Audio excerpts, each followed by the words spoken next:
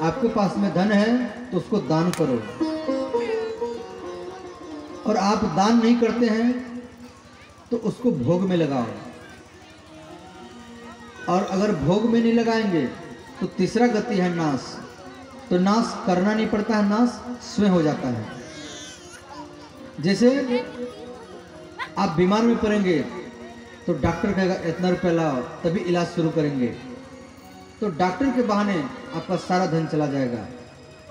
या कोई वकील आपको कहेगा इतना रुपया लाओ, तभी हम फैसला सुनाएंगे, और सारा धन आपका उसमें चला जाएगा। या कोई चोर बदमाश लुटेरा आकर के आपके धन को लूट करके लेके चला जाएगा। तो इसलिए धन आपके पास में है तो उसको दान करो, और दान नहीं करते हैं तो घर बनाओ, गाड़ी खरीदी करो, जमीन खरीदी करो, उसको भोग में लगाओ। और दान नहीं करेंगे, भोग में नहीं लगाएंगे तो स्वतः नाश हो जाएगा। नाश करना नहीं पड़ता है। तो इस प्रकार दान धर्मान राज धर्मान। एक राजा का क्या धर्म है? तो राजा सन्यासी होता है और सन्यासी ही राजा होता है। इसीलिए सन्यासियों को कहते हैं महाराज। वो राजाओं का राजा है, इसीलिए उसको महाराज कहा जाता है। तो जिस प्रकार सन्यासी को सुतक नहीं लगता है, उसी प्रकार राजा को भी सुतक नहीं लगता है। देखो राजा राजा का वंश कैसे चलता है और राजा कैसे जन्म लेता है। तो जिस प्रकार हम लोग पति पत्नी आपस में मिलने के लिए जाते हैं, तो ऐसे राजा मिलने के लिए नहीं जाते हैं। राजा ब्राह्मण से मुहूर्त निकलवाएगा। ब्राह्मण देव, मैं अपने पत्नी से मिलने के लिए जाऊंगा, तो ब्राह्मण मुहूर्त निकालता है। तो फलाने मुहूर्त में वो राजा पत्नी के पास में मिलने के लिए जाएगा, और जो उससे मिलने के लिए जाएगा उसी से राजा का पुत्र जन्म लेगा, तो वो भी राजा बनता है। तो इस प्रकार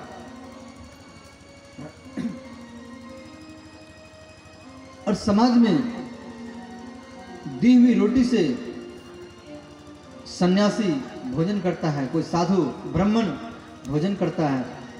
जो आपके दिया हुआ रोटी से कोई साधु सन्यासी भोजन करता है, तो उससे जो खून बनता है, और वो खून से जो भजन करेगा वो साधु सन्यासी, तो आपको ही लाभ मिलेगा। क्यों? आपके रोटी से उसके शरीर में खून बना है, तो इसीलिए वो पुण्य आपको मिलेगा।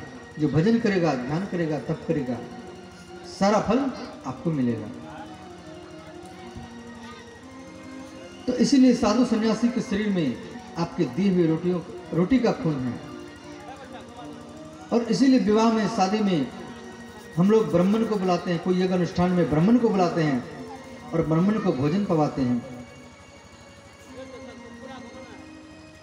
तो इस प्रकार जिस प्रकार राजा का सोच प्रजा के लिए होता है, समाज के लिए होता है, देश के लिए होता है, राष्ट्र के लिए होता है, उसी प्रकार सन्यासों का, साधुओं का सोच उपकार के लिए, परोपकार के लिए, समाज के लिए होता है।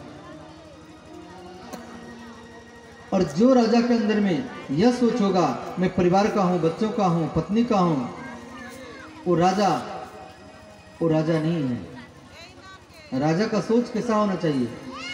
राजा का सोच, मैं ना तो परिवार का हूं, ना पत्नी का हूं, मैं समाज का हूं, देश का हूं, राष्ट्र का हूं। और वही राजा देश को राम राज्य बना सकता है, राम राष्ट्र बना सकता है। तो इस प्रकार यहाँ पितामह भीष्म कह रहे हैं ऐसा राजा राम है। भगवान राम 14 वर्ष तक वन में रहे, और जब अयोध्या में आए तो अयोध्या वासी शिकायत किए कि प्रभु आप 14 वर्ष तक वन में रहे और सीता लंका में रही, तो ये दोनों, तो उनके ऊपर में इस संशय किया। तो उसके बाद में भगवान राम फिर सीता को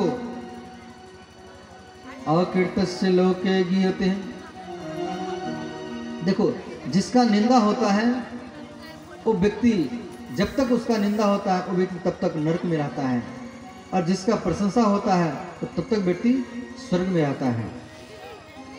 तो यहाँ पे भगवान राम लक्ष्मण को बुलाए, कहा भैया सीता को अयोध्या से अलग करो। कहा भैया ये हमसे नहीं हो पाएगा।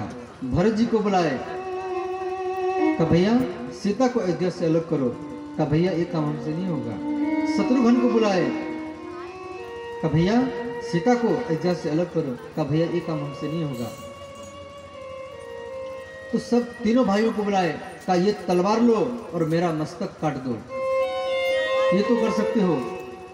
कहा भैया इसमें से कोई काम नहीं हो सकता हमसे। कहा या तो सीता अयोध्या में रहेगी या मैं अयोध्या में रहूंगा, या तो सीता को अयोध्या से अलग करो या मेरा मस्तक काटो। क्यों अयोध्या में निंदा हो रही है? तो भगवान राम सीता को अयोध्या से अलग किए, और जब लक्ष्मण जी मां सीता को घोर जंगल में ले जाकर के छोड़ दिए, और मां सीता जो जंगल में गई थी तभी वो गर्भवती अवस्था में गई थी, और जंगल में 2 पुत्र को जन्म दिया। और जब वो दोनों पुत्रों को लेकर के जब अयोध्या में आए तो फिर अयोध्यावासी संशय किया कि सीता जंगल में गई तो ये फिर दोनों पुत्र कहां से आ गया। तो इस प्रकार मां सीता के ऊपर में कलंक लगता रहा, और जितना मां सीता को कष्ट मिला है ऐसा कोई स्त्री को कष्ट नहीं मिला है। तो भगवान राम जान करके मां सीता को अयोध्या से अलग किए थे। इसमें कारण था। पहला कारण, राम जी को अभिशाप था। भृगु जी के पत्नी ख्याति का मस्तक भगवान नारायण काट दिए थे, इसीलिए भृगु जी भगवान नारायण को साथ दिए थे, जिस तरह मैं पत्नी के वियोग में तड़प रहे हैं उसी तरह आपको पत्नी के वियोग में तड़पना पड़ेगा। इसीलिए मां सीता को भगवान राम अयोध्या से अलग किए थे। दूसरा कारण, राम जी जान करके सीता को अलग किए थे, जो मेरा पुत्र होगा मुझसे ज्यादा बलवान होना चाहिए और तेजस्वी होगा और धनुधारी होगा, वेदपाठी होना चाहिए, तभी ये संभव है। यदि सीता पुत्र को किसी आश्रम में जन्म दे तभी ये संभव है।